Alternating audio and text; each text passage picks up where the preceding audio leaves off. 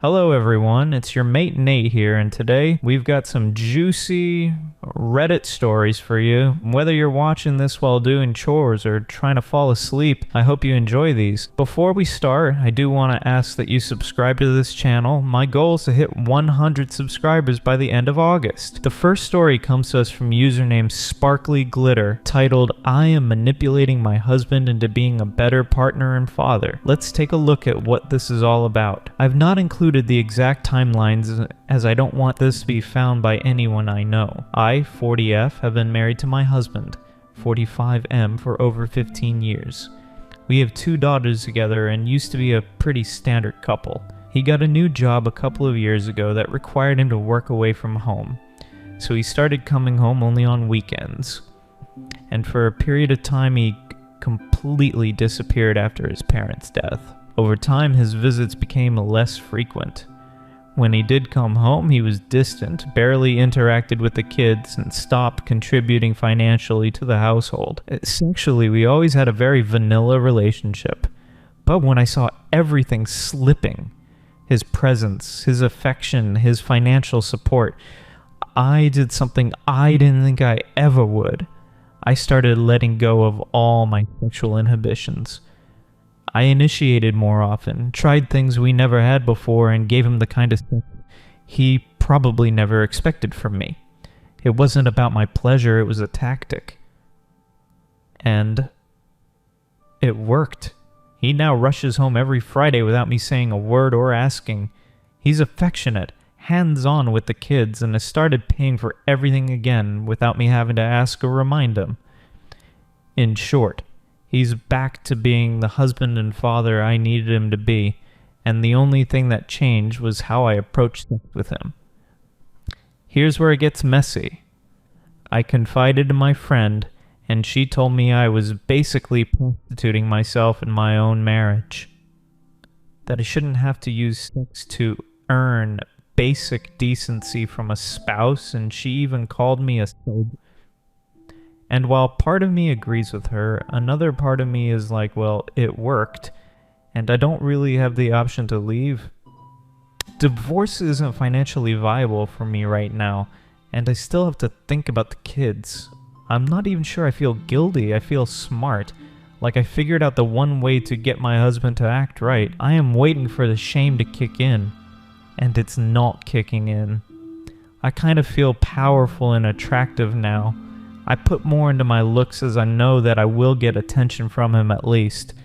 I am enjoying this phase of my life. I know that I am being a manipulative B-word, but it's getting me everything that I want, and I can't divorce him for another 3 years at least. Yeah, so this is crazy.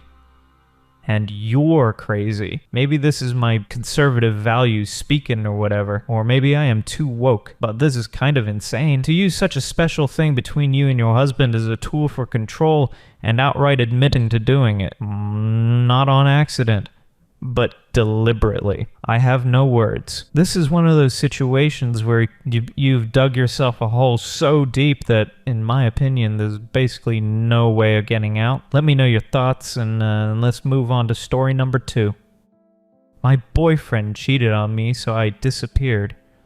My boyfriend and I dated for 2 years. I loved him and probably still love him more than anyone else I've ever known. He was good to me in many ways, always made me feel interesting, attractive, respected, wanted. He was the most supportive person in my life.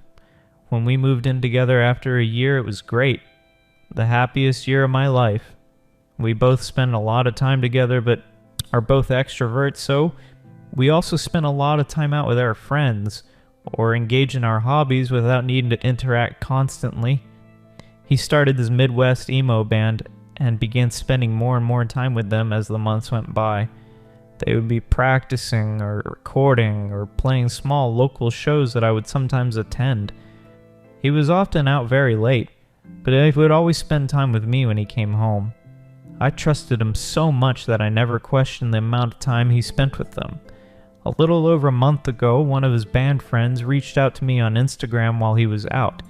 He said that my boyfriend has been meeting, flirting, kissing, and hooking up with women he met through his band on several occasions. He said he knows of 3 girls he has cheated on me with, and other mutual friends could verify this. I was skeptical at first and got really upset, but this person had no reason to lie to me. I was so hurt and disgusted because after seeing these girls while he was out, he would come home and act perfectly normal. He would have sex with them and then come home and tell me he loves me and missed me and would have sex with me too.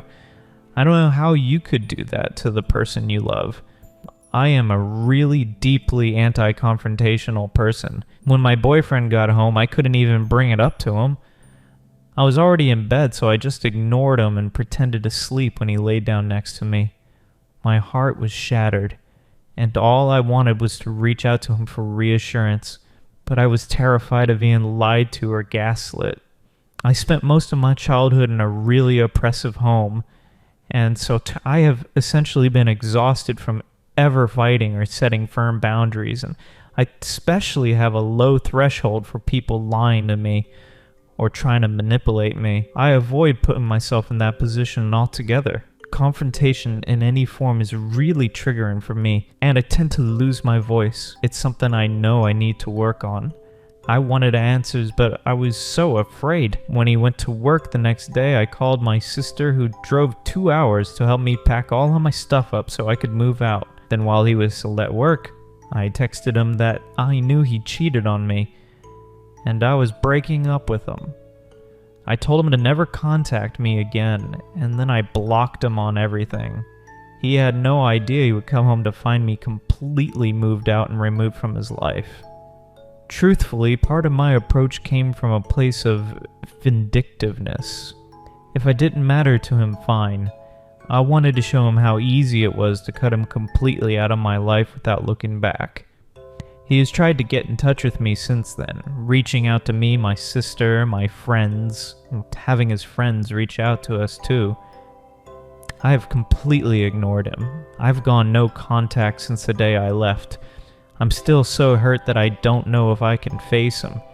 He hasn't denied it, so I know it's true. Truthfully, I do miss him, and I still cry every day wanting to understand. But I don't talk to him because it's the one thing I have left. I know it's evil, but denying the closure hurts him. I know it does. And that's all I want right now. I think I'm a bad person. It's very hard to give advice for such a messy situation. I think that the only thing I would have done differently is to have confronted him directly as opposed to just leaving with no notice or conversation. But then again, I understand why you would do it. It's very messed up that he was having these relationships with other women while coming home to then have them with you. Sad, very sad. Let's move on to the third story. My girlfriend of 5 years cheated on me with a coworker. I'm completely broken. I just found out that my girlfriend of 5 years, who I've lived with for 4, has been cheating on me with a coworker. I still feel like I'm in a nightmare. We've had a rough couple of months, especially me. I've been severely depressed for the last 12 months after losing 5 close family members and a friend to suicide in the last 18 months. Just as I was trying to process that grief, my dog died too. I lost my job then shortly after, and things just kept spiraling. I've been completely mentally drained, trying to keep myself alive some days, let alone hold a relationship together. I knew my depression was affecting our relationship. I wasn't bringing her on dates or giving her the attention she deserved for the last 3 months as I had gotten worse. We were on the verge of breaking up over it, but we talked it through and made up. Oh, I really thought we were okay. And then 2 nights ago, I had a gut feeling. That kind of something's not right feeling that won't go away. She was asleep beside me, and I know it's a violation of trust, but I looked through her phone. That's when I saw a message from her friend that said, "Did you tell him?" My heart sank. After that, everything clicked. She had been spending a lot of time with a male coworker. They don't even work in the same store, but it's the same franchise, just 5 minutes apart. For the past 2 months, she's been talking about him constantly, going for food and drinks, staying out later, going to the beach, etc. I thought I was just being paranoid and mentioned it to her, but she just pawned it off, and I just didn't have the energy to even think about it. When I confronted her, she kept lying and eventually broke, and tried to downplay it as just a kiss. But what absolutely crushed me, it's only a couple days ago she told me if I ever kissed another girl, it would break her heart. She'd rather me sleep with someone than kiss them because kissing is intimate and emotional. What breaks me the most is that I honestly cannot believe she would do this to me, especially with everything I've been going through. She knew how broken I've been, how much I've been trying to be there for her. She is literally all I had. I just don't understand why she couldn't have just broken up with me first. We might have even stayed friends. Last night I packed a bag and left. I couldn't sleep under the same roof. I don't really have anywhere I can go. I can stay in my aunt's house for a while, but I need to find a place then, which is going to be extremely hard. I'm going back to our house tomorrow to pack all my belongings. I don't know what comes next. Everything feels disorientated and hollow. I'm not even sure what I want by posting this. Maybe just to let it out. Right now, I just feel so alone and shattered. Man, this is a wild and very sad story. I think one of the comments of this post says it best. I really don't understand how people can cheat on someone. It really hurts a lot and it takes a long time to heal from it. Moreover, it becomes close to impossible to trust anyone. It makes you realize your whole relationship was a lie. I really hope she pays for her karma. Whatever said and done, you don't deserve to be cheated on. You will find someone who will love you and always be loyal to you. Let's move on to the final story. I'm glad I came home early. Typically, I leave work at 3. Today, I left work at 2 and it took me about an hour to get home. I come in the door, set my stuff down, and hear my mom talking on the phone to someone. Not unusual. She is 66, has pancreatic cancer, and lots of doctor's appointments. There aren't many days I come home and she's not on the phone. Suddenly I hear mention of routing and account numbers, and it piqued my interest. I see that she has some information written down next to her. Publishers Clearinghouse, $12 million. As soon as they heard my voice ask who she's talking to, they asked her if she was alone, and obviously she said no. They then tell her that she needs to get away from me to continue the transaction. I let her know that their only goal is to drain her bank account. She told me that they tried to tell her that no one could know about the transfer until it was complete. I responded with the thought that PCH probably doesn't do direct deposit by phone. She searched up the number and found out it was a robocall. I'm glad I came home early today and that I have trouble minding my own business. This is becoming a bigger and bigger problem, man.